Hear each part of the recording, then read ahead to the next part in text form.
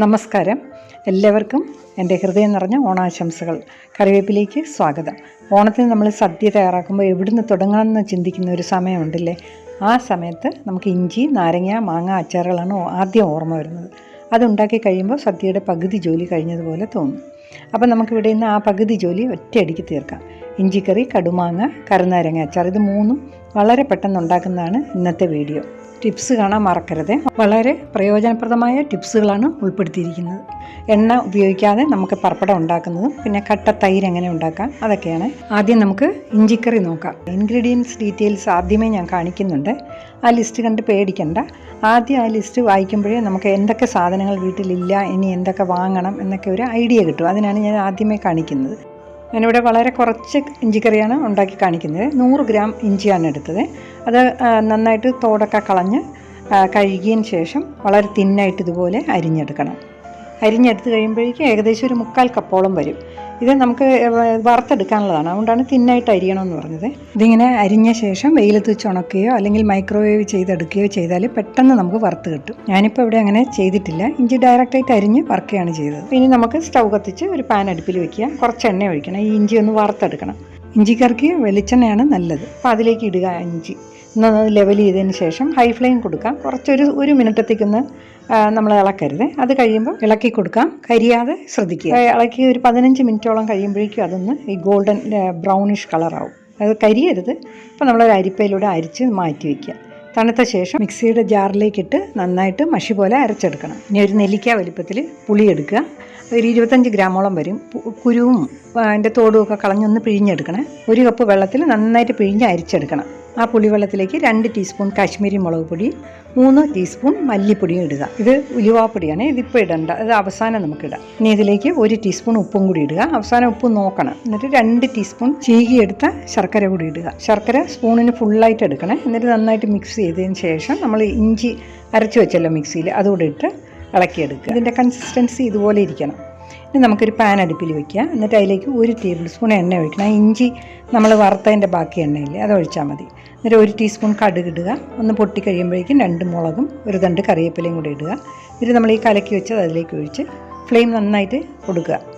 എന്നിട്ട് അത് ഇളക്കി കൊടുത്തോ ഒഴിക്കുക. ഏകദേശം ഒരു 5 മിനിറ്റ് കഴിയുമ്പോഴേക്കും അതൊന്ന് തിളച്ച് കുറുകി വരും. ഒരുപാട് കട്ടിയാവണ്ട. ആ സമയത്ത് നമുക്ക് 1 ടീസ്പൂൺ ഉലുവാപ്പൊടിയും 2 നുള്ളു കായപ്പൊടിയും കൂടെ ചേർത്ത് ഒന്ന് ഇളക്കി ഉപ്പൊക്കെ ഒന്ന് നോക്കണം. ആവശ്യമുണ്ടെങ്കിൽ കുറച്ചും കൂടി ഇടാം. ഇതാണ് ഇതിൻ്റെ കൺസിസ്റ്റൻസി. ഇതിൽ കൂടുതൽ കട്ടിയാവണ്ട. തണുക്കുമ്പോൾ കുറച്ചും കൂടെ കട്ടിയാവണ്ടില്ല. ഇപ്പോൾ തണുത്തതാണ്. ഇനി നമുക്കിതിനെ ഒരു കുപ്പിയിലേക്ക് മാറ്റി വയ്ക്കാം. 2-3 ദിവസത്തിന് മുമ്പേ നമുക്ക് ഇഞ്ചിക്കറി ഉണ്ടാക്കി വയ്ക്കാം. ഇത് ഒരു 10-12 പേർക്കൊക്കെ വിളമ്പാൻ വരും. കൂടുതൽ വേണമെങ്കിൽ അതിനനുസരിച്ച് ഇഞ്ചി കൂടുതൽ എടുത്താൽ മതി. നല്ല ടേസ്റ്റാണിത്. ഇഞ്ചിക്കറി പൊതുവേ ഇഷ്ടമില്ലാത്തവർക്കും ഇത് ഇഷ്ടപ്പെടും. ഇതിൻ്റെ മണം കേൾക്കുമ്പോഴേ നമുക്ക് കഴിക്കാൻ തോന്നും. ഇനി അടുത്തത് നമുക്ക് കടുമാങ്ങ ഉണ്ടാക്കാം. ഞാനിവിടെ 3 മാങ്ങ കാണിക്കുന്നുണ്ടെങ്കിലും 2 മാങ്ങ അതിൽ എടുത്തിട്ടുണ്ട്. കടുമാങ്ങ ഉണ്ടാക്കാനായിട്ട് ഒരു മീഡിയം സൈസിലേ വരും. ഈ മാങ്ങ നന്നായിട്ട് കഴുകി ചെറുതായി ഇതുപോലെ കട്ട് ചെയ്തെടുക്കണം. ഇത് 1 കപ്പ് വരും ഈ 2 മാങ്ങ അരിഞ്ഞെടുക്കുമ്പോഴേക്കും. അതിനെ ഒരു പാത്രത്തിലേക്ക് ഇട്ട ശേഷം അതിൽ നിന്നൊക്കെ വെള്ളം ഒഴിക്കണം. ഈ വെള്ളം ചൂടുവെള്ളം, തിളച്ച വെള്ളം തണുപ്പിച്ചെടുത്താലും മതി, സാധാ വെള്ളം ഒഴിച്ചാലും മതി. മാങ്ങ മുങ്ങിക്കിടക്കത്തക്ക വിധത്തിൽ വേണം വെള്ളം ഒഴിക്കാൻ. 1 കപ്പ് വെള്ളം എടുത്തെങ്കിലും അത്രയും വെള്ളം വേണ്ടി വന്നില്ല. അതിലേക്ക് 1 ടേബിൾ സ്പൂൺ ഉപ്പും പിന്നെ ഒരു വലിയ പച്ചമുളക് വട്ടത്തിൽ അരിഞ്ഞതും 1 തണ്ട് കറിവേപ്പിലയും കൂടി ഇട്ട് ഒന്ന് മിക്സ് ചെയ്തതിന് ശേഷം അടച്ചു വയ്ക്കുക. 1.5-2 മണിക്കൂറോളം അതിരുന്ന് മാങ്ങയിൽ ഉപ്പ് പിടിക്കട്ടെ. അത്യാവശ്യമാണെങ്കിൽ നമുക്ക് 1 മണിക്കൂർ കഴിഞ്ഞ് എടുത്ത് കറി വയ്ക്കാം. ഇപ്പോൾ ഒരു 1-1.5 മണിക്കൂർ കഴിഞ്ഞ് കാണുമായിരിക്കും. ഇപ്പോൾ സ്റ്റൗ കത്തിച്ച് ഒരു പാൻ അടുപ്പിൽ വയ്ക്കുക. അതിലേക്ക് ഞാൻ 1 ടേബിൾ സ്പൂൺ നല്ലെണ്ണയാണ് ഒഴിച്ചത്. വെളിച്ചെണ്ണ ഒഴിച്ചാലും മതി. എന്നിട്ട് അതിൽ ചൂടായി കഴിയുമ്പോൾ 1/2 ടീസ്പൂൺ കടുകും 3 അല്ലി വെളുത്തുള്ളി ചെറുതായി ഒന്ന് മുറിച്ചിടുക. നമ്മൾ സാധാ ഉള്ളിക്ക് പകരം. പിന്നെ 1 മുളകും പിന്നെ കറിവേപ്പില 1 തണ്ട്. ഇനി ഫ്ലെയിം വേണമെങ്കിൽ അല്പം ഒന്ന് കുറയ്ക്കാം. ഇനി ഇതിലേക്ക് മാങ്ങ, നമ്മൾ പിട്ട് വെച്ചിരിക്കുന്ന മാങ്ങയുടെ വെള്ളം മാത്രം ഇതിലേക്ക് ഒരു അരിപ്പ് വഴി അരിച്ചൊഴിക്കുക. അതിലേക്ക് 3 ടേബിൾ സ്പൂൺ കാശ്മീരി മുളക് പൊടി. സാധാ മുളക് പൊടിയാണെങ്കിൽ അത്രയും വേണ്ട, ഒരു 2 മതിയാവും. കാശ്മീരി മുളക് പൊടിയാണ് നല്ലത്. പിന്നെ അതിൻ്റെ ഒപ്പം കായപ്പൊടി 2 നുള്ളു, ഉലുവാപ്പൊടി 2 നുള്ളു. 2 നുള്ളെന്ന് പറയുന്നത് 1/4 ടീസ്പൂണിൻ്റെ പകുതിയാണ്. എന്നിട്ട് അതെല്ലാം കൂടി നന്നായിട്ടൊന്ന് മിക്സ് ചെയ്യുക. അതിലേക്ക് 1 ടീസ്പൂൺ പഞ്ചസാര ഇടണം. പഞ്ചസാര ഇട്ട് ഒന്ന് തിളച്ച് കഴിയുമ്പോഴേക്കും ആവശ്യമുണ്ടെങ്കിൽ 1 ടീസ്പൂൺ വിനീഗർ കൂടി ചേർക്കാം. വിനീഗർ ചേർക്കുന്നത് നല്ലതാണ്. ഒരു 1 മിനിറ്റോളം ഒന്ന് തിളച്ചതിന് ശേഷം ഫ്ലെയിം ഓഫ് ചെയ്യുക. എന്നിട്ട് നമുക്ക് മാറ്റി വയ്ക്കാം. അത് തണുത്തതിന് ശേഷം ഈ മാങ്ങ അതിലേക്കിട്ട് ഇളക്കിയെടുക്കുക. തണുത്ത ശേഷം ഇടാവൂ. നല്ല സൂപ്പർ ടേസ്റ്റുള്ള കടുമാങ്ങ റെഡി ആയിട്ടുണ്ട്. രണ്ടാമത്തെ ദിവസമാണ് ഇതിന് ശരിക്കുള്ള ഉപ്പെല്ലാം പിടിച്ച് ടേസ്റ്റ് വരുന്നത്. പിന്നെ നമ്മളത് കഴിയുമ്പോൾ ഒന്ന് ഫ്രിഡ്ജിലെടുത്ത് വെച്ചിരുന്ന കുറച്ച് ദിവസം കൂടി ഇരിക്കും. അപ്പോൾ നമ്മുടെ കടുമാങ്ങ അച്ചാർ റെഡി ആയിട്ടുണ്ട്. ഇനി നമുക്ക് അടുത്തത് കറിനാരങ്ങ അച്ചാറാണ് റെഡിയാക്കേണ്ടത്. സദ്യക്ക് ഏറ്റവും പ്രധാനപ്പെട്ടൊരു അച്ചാറാണിത്. ഇതിനെ വടുകപ്പുളി അച്ചാറെന്നും പറയും. 2-3 കാര്യങ്ങൾ ശ്രദ്ധിച്ചാൽ ഒട്ടും കയ്പില്ലാതെ ഈ അച്ചാർ ഉണ്ടാക്കിയെടുക്കാം. കയ്പില്ലാതിരിക്കാനുള്ള ഒന്നാമത്തെ കാര്യം, നമ്മൾ നാരങ്ങ സെലക്ട് ചെയ്യുമ്പോൾ ഇതുപോലെ നല്ല മഞ്ഞ കളറുള്ള നാരങ്ങ നോക്കി സെലക്ട് ചെയ്യുക. ഇതൊരു മീഡിയം സൈസ് നാരങ്ങയാണ്. തോടോടെയാണ് ഞാൻ ഈ നാരങ്ങ ഇടുന്നത്. അതുകൊണ്ട് ആദ്യമേ നന്നായിട്ട് കഴുകി തുടച്ചെടുക്കണം. രണ്ടറ്റവും ഇതുപോലെ മുറിച്ച് കളയുക. ഏകദേശം ഒരു 370 ഗ്രാമോളം ഉണ്ട് ഈ നാരങ്ങ. എത്ര വലിപ്പത്തിലുള്ള പീസസാണോ വേണ്ടത് അത്രയും വീതിക്ക് താഴോട്ട് നീളത്തിൽ മുറിച്ചെടുക്കണം. കയ്പില്ലാതിരിക്കാനായിട്ട് രണ്ടാമത് ചെയ്യേണ്ടതെന്ന് വെച്ചാൽ ഈ കുരുവും ആ കട്ടിയുള്ള പാടയും ഇതുപോലെ മുറിച്ച് കളയണം. ആ കുരുവെല്ലാം റിമൂവ് ചെയ്യണം. ഈ നടുക്ക് ഭാഗത്ത് കാണുന്ന തരത്തിലുള്ള പാട മാത്രം നീക്കിയാൽ മതി. അല്ലാതെ നമുക്ക് മൊത്തം അങ്ങനെ എടുത്തു കളയാൻ പറ്റില്ല. കാണുന്നതപ്പം അങ്ങ് മാറ്റിയെടുക്കുക.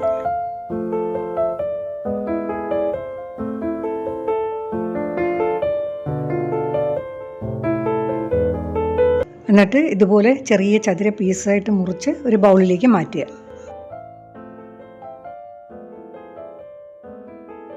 സാമാന്യം വലിപ്പമുള്ള ഒരു 8 പച്ചമുളക് എടുത്തിട്ടുണ്ട്. അത് വട്ടത്തിലെരിഞ്ഞ് ആ നാരങ്ങയിലേക്ക് ഇടുക. ഇനി ഇതിലേക്ക് ഒരു 4 ടീസ്പൂൺ ഉപ്പും കൂടി ഇട്ട് ആവശ്യമുണ്ടെങ്കിൽ പിന്നീട് ഇടാം. ഇട്ടൊന്ന് ഇളക്കി അടച്ചു വയ്ക്കുക. മിനിമം ഒരു അരമണിക്കൂറെങ്കിലും അടച്ചു വയ്ക്കണം. ഇനി നമുക്ക് പുളി ഒരു 25 ഗ്രാം പുളി, ഒരു നെല്ലിക്ക വലിപ്പത്തിലുള്ള പുളി എടുത്ത് 1 കപ്പ് വെള്ളത്തിൽ നന്നായിട്ട് പിഴിഞ്ഞെടുക്കുക. പുളിയിലെ കുരുവും തോടൊക്കെ ഉണ്ടെങ്കിൽ എല്ലാം കളയണേ. ഇതുപോലെ പിഴിഞ്ഞ് അരിച്ചെടുക്കണം. ഇനി അതിലേക്ക് 2 ടീസ്പൂൺ കാശ്മീരി മുളക് പൊടിയും 2 ടീസ്പൂൺ മല്ലിപ്പൊടിയും ചേർത്ത് തരിയില്ലാതെ നന്നായിട്ട് മിക്സ് ചെയ്തെടുക്കണം. സ്റ്റൗ കത്തിച്ച് ഒരു പാൻ അടുപ്പിൽ വയ്ക്കുക. 3 ടേബിൾ സ്പൂൺ വെളിച്ചെണ്ണ ഒഴിക്കുക. നല്ലെണ്ണ ആയാലും മതി. അതിനുശേഷം ആ എണ്ണ ഒന്ന് ചൂടായ ശേഷം 1 ടീസ്പൂൺ കടുക് ഇടുക. കടുക് പൊട്ടുമ്പോഴേക്കും 2 വറ്റൽമുളകും ഒന്നും പൊട്ടിച്ചിടുക. പിന്നെ ഒരു തണ്ട് കറിവേപ്പില. ഇതൊന്ന് ഇളക്കുക. ഇനി ഫ്ലെയിം ഒന്ന് മീഡിയത്തിലാക്കുക. എന്നിട്ട് ഈ ഉപ്പിട്ട നാരങ്ങ അതിലേക്കിട്ട് ഒന്ന് ഇളക്കി കൊടുക്കുക. എണ്ണയിലിട്ട് ഇതുപോലെ ഒരു 10-15 മിനിറ്റോളം എണ്ണയിൽ ഇതുപോലെ നമ്മളൊന്ന് മീഡിയം ഫ്ലെയിമിലൊന്ന് വഴറ്റിക്കൊണ്ടിരിക്കണേ. ഒരു ലൈറ്റ് ഗോൾഡൻ ബ്രൗൺ ആവും. അപ്പോഴാണ് ഇതിൻ്റെ ഈ കയ്പ്പൊക്കെ മാറി കിട്ടുന്നത് ഇങ്ങനെ വഴറ്റുമ്പോൾ. ഇതുപോലെ ഗോൾഡൻ കളർ ആകുമ്പോഴേക്കും നമ്മൾ കലക്കി വെച്ചിരിക്കുന്നില്ലേ പുളിവെള്ളത്തിൽ മുളക് പൊടിയും അത് മല്ലിപ്പൊടിയും കൂടി അതിനെ അതിലോട്ട് ഒഴിക്കുക. മീഡിയം ഫ്ലെയിമിൽ അതൊന്ന് മിക്സ് ചെയ്ത് കൊടുക്കണം, ഇളക്കി കൊടുക്കണം. ഒരു 5 മിനിറ്റോളം ഇളക്കി കഴിയുമ്പോൾ അതിൻ്റെ പച്ചച്ചൊവയൊക്കെ ഒന്ന് മാറിക്കിട്ടും അരപ്പിൻ്റെ. ഇനി അതിലേക്ക് ഒരു കഷ്ണം ശർക്കര ഒന്ന് ചീകിയിടുക. ഏകദേശം 1 ടേബിൾ സ്പൂണോളം വരും. എന്നിട്ട് നന്നായിട്ടൊന്ന് മിക്സ് ചെയ്യുക. 1 ടീസ്പൂൺ ഉലുവാപ്പൊടിയും ചേർത്ത് ഒന്ന് ഇളക്കിയ ശേഷം ഉപ്പൊക്കെ ഒന്ന് നോക്കണേ. എന്നിട്ട് ഒരു മിനിറ്റ് കൂടെ ഒന്ന് ഇളക്കുക. തീരെ അങ്ങ് കട്ടിയായി പോകരുത്. ചെറിയൊരു ലൂസായിരിക്കണം. തണുക്കുമ്പോൾ കുറച്ചുകൂടെ കട്ടിയാവും. ഉണ്ടല്ലേ, ഇതായിരിക്കണം അതിൻ്റെ കൺസിസ്റ്റൻസി. ഇനി നമുക്ക് ഫ്ലെയിം ഓഫ് ചെയ്യാം. തണുത്ത ശേഷം ഇതിനെ കുപ്പിയിലേക്ക് മാറ്റും. പിന്നെ സദ്യക്കൊക്കെ 2 ദിവസത്തിനും 3 ദിവസത്തിന് മുമ്പൊക്കെ ഇത് ഉണ്ടാക്കി വയ്ക്കാം.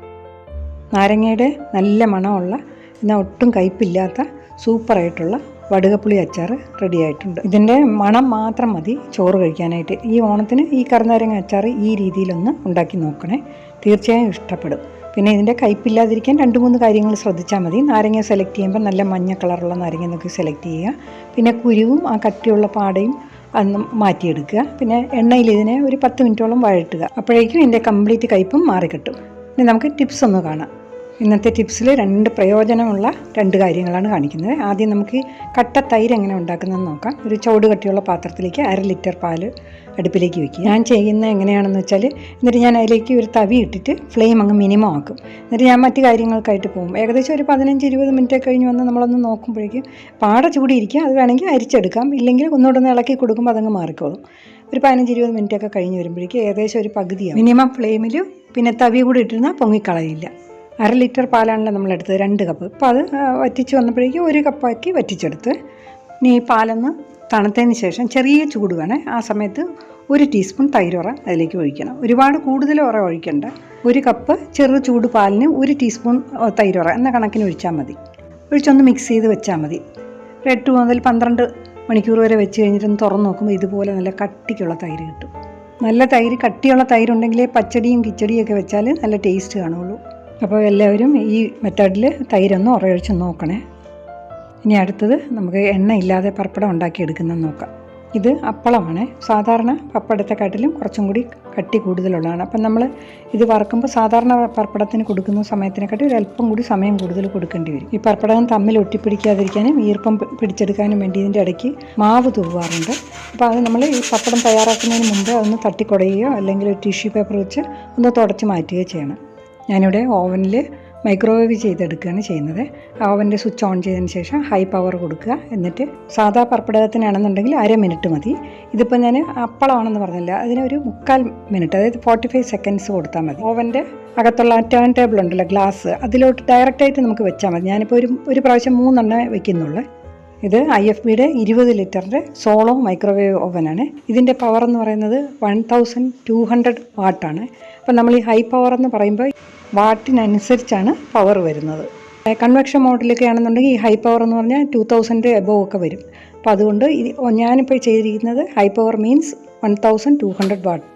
അതിലും കൂടുതൽ വാട്ടിലാണ് വെക്കുന്നതെങ്കിൽ നമ്മൾ സമയം കുറച്ച് കൊടുത്താൽ മതി. ഒരു 15 സെക്കൻഡൊക്കെ മതിയായിരിക്കും കുറച്ചും കൂടെ ഹൈ വാട്ടിൽ വെക്കുകയാണെങ്കിൽ. ഇപ്പോൾ പപ്പടം കാണും അറിയാം, ഇടയ്ക്കൊന്ന് തുറന്ന് നോക്കിയാലും മതി സംശയം ഉണ്ടെങ്കിൽ. കണ്ടില്ലേ, നല്ല ക്രിസ്പി ആയിട്ടുള്ള പപ്പടം റെഡി ആയിട്ടുണ്ട്. ഈ സോളോ ഓവൻ്റെ ഒരു വീഡിയോ ഞാൻ അപ്ലോഡ് ചെയ്തിട്ടുണ്ട്. താല്പര്യമുള്ളവർക്ക് മേളിൽ കാണുന്ന ഐ ബട്ടൺ ഒന്ന് പ്രസ് ചെയ്താൽ കാണാം. അപ്പോൾ എല്ലാവരും ഈ പപ്പടകം ഒന്ന് ട്രൈ ചെയ്ത് നോക്കുക. പിന്നെ ഈ കട്ട തൈര് ഉണ്ടാക്കുന്നത് അതും ഒന്ന് പരീക്ഷിച്ച് നോക്കുക. ഇഞ്ചിക്കറി, മാങ്ങ, നാരങ്ങ ഇതെല്ലാം ഉണ്ടാക്കി ഈ ഓണം നന്നായി ആഘോഷിക്കുക. എല്ലാവിധ ഓണാശംസകളും. അടുത്ത ആഴ്ച നല്ലൊരു വീഡിയോയുമായി വീണ്ടും കാണാം. വീഡിയോ ഇഷ്ടപ്പെട്ടെങ്കിൽ ലൈക്ക് ചെയ്യുക, ഷെയർ ചെയ്യുക, പിന്നെ സബ്സ്ക്രൈബ് ചെയ്യാനും മറക്കരുത്. Thank you.